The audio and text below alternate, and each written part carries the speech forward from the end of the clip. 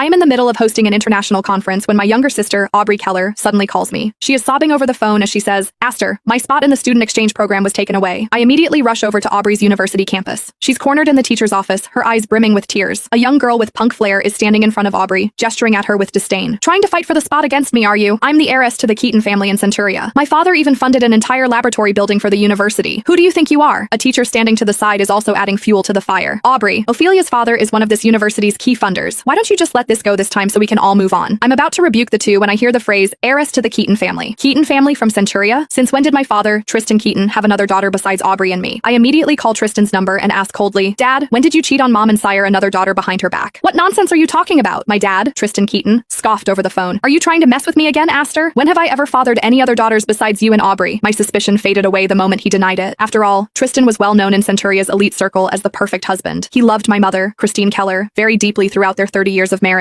Others often referred to him as a prime example of what a husband should be like. Though news of husbands having mistresses on the side was constantly erupting throughout the circle, everyone was certain Tristan would never do that to Christine. You better not be lying, I scoffed before hanging up the call. I then looked up at the girl with her shocking pink hair. She had smoky makeup on and wore countless designer-branded items. She looked incredibly tacky for a rich kid. I quelled my rage and asked politely, did you just say you're from Centuria's Keaton family? Another one? Is this your backup, Aubrey Keller? The girl sneered. Yes, I'm the heiress to the Keaton family from Centuria. The name's Ophelia Keaton. Why? Do you have something to say about it? Oh, I know. You two are trying to get in my good books. Well, you're too late. No other families in Centuria by the name of Keaton are fit to be part of the social upper class besides us losers. Ophelia then turned to Aubrey and hissed out, so what if you have good grades? So what if you spent the whole year preparing for this program? One word from my father and all your effort will go to waste. Aubrey lowered her head, knuckles turning white as she clenched them. I immediately understood something upon seeing Aubrey's reaction. This Ophelia Keaton girl must have constantly bullied Aubrey here at the university. Christine was never one to flaunt her influence and had always hoped Aubrey and I could make a name for ourselves. That was why Aubrey and I never revealed our true identities to the world. Aubrey was more introverted than I am and worked hard in her academics. Who knew people would treat this as her weakness and take advantage of it? I pulled Aubrey behind me before turning to Ophelia again. My tone was cold as I said, if I recall, all applications for the student exchange program have already been submitted and should have been approved by the university. Isn't it against the rules to swap the students now? Rules? Ophelia sneered. She took out a stack of papers from her bag and waved them delightfully in my face. You mean this? Aubrey's application forms? Sorry, but I snatched them away before she could turn them in. Ophelia was giggling as she said cruelly, so the application list only ever had my name on it. So what if Aubrey prepared everything from the start? It's futile in the end anyway. Ophelia then tore the documents that Aubrey had carefully prepared all this time in half. Aster! Aubrey gasped, tears flooding her eyes. I watched as the shreds of paper fell on the floor. My anger had reached its boiling point. I'd never met someone so outrageously rude before. How dare you? I pointed at Ophelia, hand trembling from rage. How dare I what? Ophelia tossed the remaining paper shreds on the floor and stomped on them with glee. Are you upset? If you are, why don't you get your dad to fund an entire building for the university? Oh, I forgot. Penniless folks like you don't have the means to. My hands balled into fists, gaze tinged red. The teacher beside Ophelia, Samuel